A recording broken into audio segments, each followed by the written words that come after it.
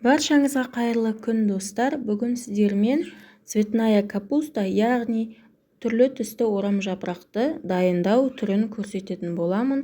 Видеоны соңына дейін қарап, менімен бірге болыңыздар. Менің келесі рецепттерімді жіберіп алмас үшін менің каналыма тіркеліп, жоғарыдағы қоңыраушаны басып қоюды ұмытпаңыз. Орам жапырағымызды алдымен осылай тазартып аламыз жапырақтарынан.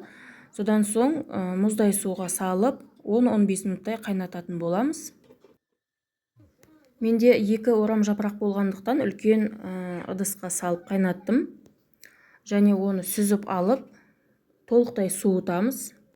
Орам жапырақ көкөністің ішіндегі ең пайдалысы және арзаны. Жыл 12 ай тағамға қосатын орам жапырақтың түрі көп және қасиетті бір. Орам жапырақта фосфор, калий, магний, кальций және А дәрумені көп мөлшерде кездеседі. Орам жапырағымыз осындай жұмсақ болу керек.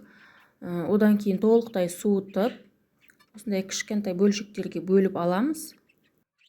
Сондай-ақ орам жапырақ жүрек ауруларын алдын алу мен жалпы денсаулықты жақсартуға өте пайдалы пікірді жапон ғалымдары айтқан. Қан түйіршіктерінің қызметін күшейтеді және жараның тез жазылуына әсер етеді. Осылай екінші орам жапырағымызды да кішкентай бөліктерге бөліп аламыз. Менде 2 келі орам жапыраққа 8 дана жұмыртқа қажет болды. Шанышқының көмегімен жақсылап жұмыртқаны араластырып аламын. Көз мөлшеріне қарай тұз бұрышын қалауыңызша салсаңыз болады. Жұмыртқалы қоспамызға майонез немесе кішкене сүт құйып жүрсеңіз, дәмі нәзігірек болады. Менде дәл сол уақытта болмай қалды. Орам жапырағымызды жұмыртқалы қоспамызға жақсылап аунатып аламыз. Мен алдын ала табаны май құйып қыздырып қойған болатынмын. Қасықтың көмегімен осылай салатын боламыз. Екі жағын аунатып, жақсылап қызартып, таза қуырамыз. Барлық орам жапырақты дәл осылай қуыратын боламыз.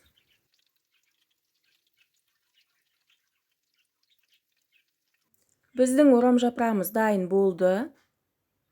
Орам жапырақ жемейтін адамдарға дәл осы түрлі түсті орам жапырақты осы рецептпен дәмін көруді кеңес беремін. Және сіздерге ұнайтынына кепілдік бере аламын.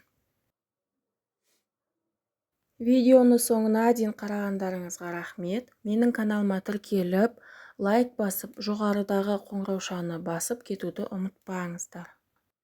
Осы видеоның астына ұсыныс пікірлеріңізді қалдырып кетсеңіздер, алғысым шексіз. Сіздермен бірге болған Эльмира.